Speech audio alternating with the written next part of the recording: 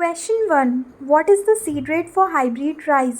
शंकर धान के लिए बीज दर क्या है?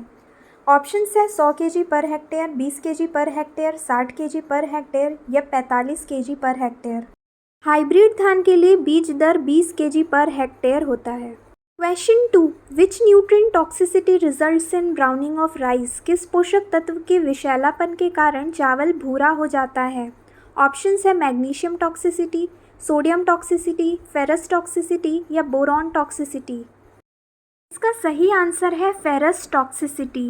ब्राउनिंग राइस में क्या होता है? ये जनरली लोलैंड राइस में होता है। जब ज़्यादा फेरस पौधों में इकट्ठा हो जाता है या ज़्यादा एब्जॉर्ब हो जाता है तो टॉक्सिक कंपाउंड बन जाता है, जिसकी वजह से क्लोरोफिल ख़त्म हो जाता है और साथ ही साथ जो फिजियोलॉजिकल प्रोसेस, शारीरिक प्रक्रिया है पौधे की, वो भी बाधित होती है।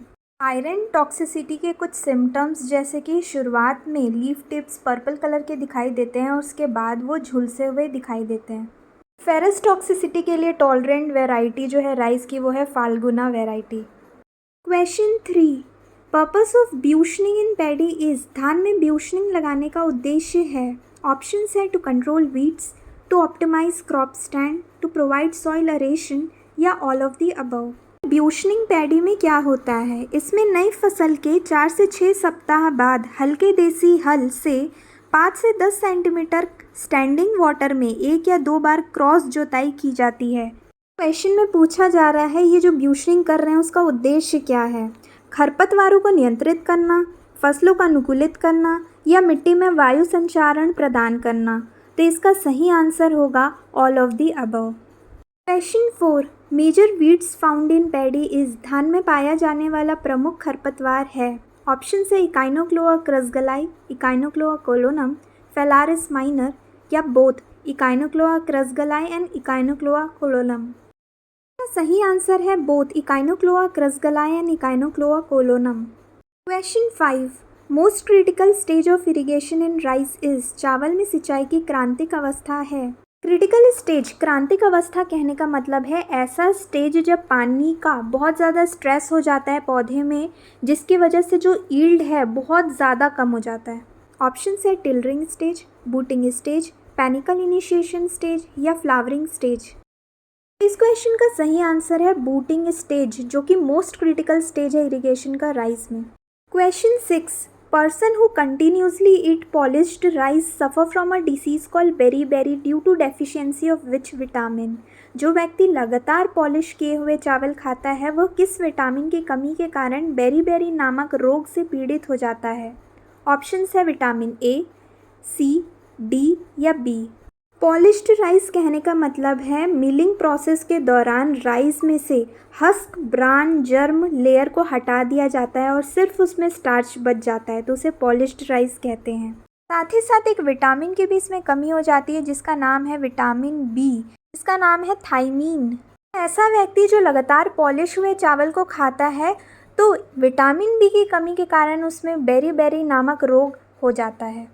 Question 7, seed multiplication ratio in rice is? चावल में बीज गुणन अनुपात है। ऑप्शंस है 1:100, 1:20, 1:200 या 1:70 to 1:80।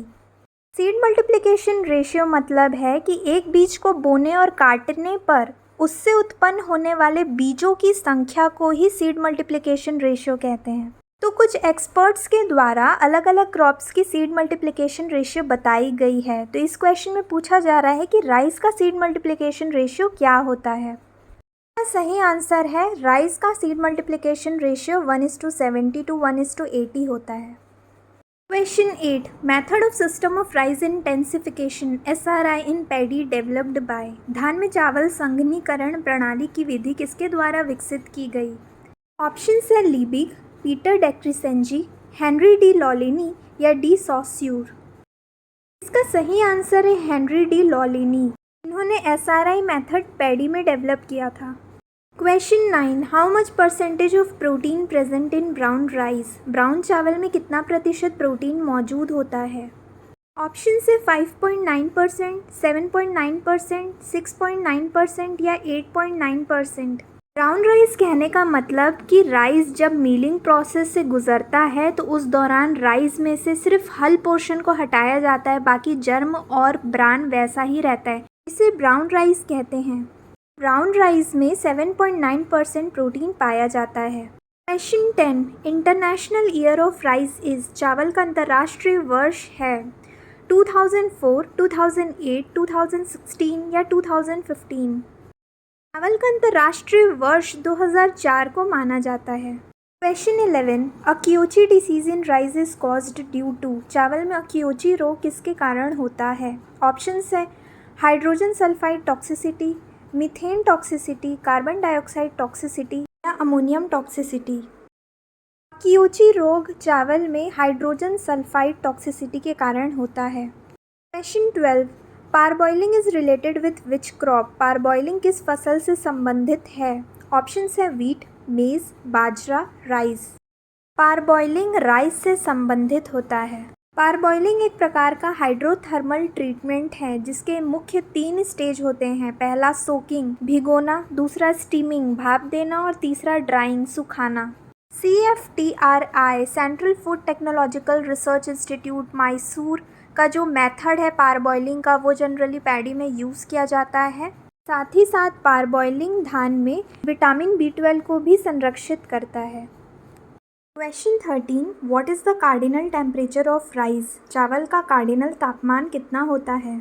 कार्डिनल टेम्परेचर मतलब कि मैक्सिमम, मिनिमम या ऑप्टिमम टेम्परेचर रेंज जिसके अंदर कोई सीड जर्मिनेट करता है, अंकुरित करता है, उसे हम कार्डिनल टेम्परेचर कहते हैं। ऑप्शंस है 30 से 32 डिग्री सेंटीग्रेड, 36 से 38 डिग्री सेंटीग्रेड, 40 से 42 डिग्री सेंटीग्रेड, 10 से 12 डिग्री सेंटीग्रेड। इसका सही आंसर है 30 से 32 डिग्री सेंटीग्रेड राइस का कार्डिनल टेम्परेचर होता है। Question 14, most widely used nitrogenous fertiliser in paddy is, धान में सर्वाधिक प्रयुक्त नाइट्रोजन उर्वरक है। ऑप्शंस है single super phosphate, ammonium sulphate, potassium nitrate या यूरिया। इसका सही आंसर है ammonium sulphate. Question 15, anaerobic environment of paddy is responsible for gaseous loss of nitrogen fertiliser by, धान का अवायवीय वातावरण नाइट्रोजन उर्वरक की गैसीय हानि के लिए जिम्मेदार है। ऑप्शंस है अमोनिफिकेशन, डीनाइट्रिफिकेशन, वॉलेटिलाइजेशन या नाइट्रिफिकेशन। डीकम्पोजिंग ऑर्गेनिजम्स जैसे कि बैक्टीरिया वगैरह के प्रेजेंस में नाइट्रोजन का अमोनिया में कन्वर्ट होना उसे ही अमोनिफिकेशन कहते हैं। वैसे ही नाइट्रिफिकेशन एक बायोलॉजिकल कन्वर्शन है अमोनिया का नाइट्रेट या नाइट्राइट में। डीनाइट्रिफिकेशन एक एनारोबिक प्रोसेस है, मतलब कि in the absence of oxygen and in the presence of microbes nitrate convert होता है नाइट्रोजन गैस में जो रिलीज हो जाता है इनटू द एटमॉस्फेयर। वहीं वॉलेटिलाइजेशन मतलब होता है नाइट्रोजन का लॉस होना और वो रिलीज हो जाना एटमॉस्फेयर में जब अमोनियम अमोनिया गैस में कन्वर्ट होता है। तो इसका सही आंसर होगा डीनाइट्रिफिकेशन।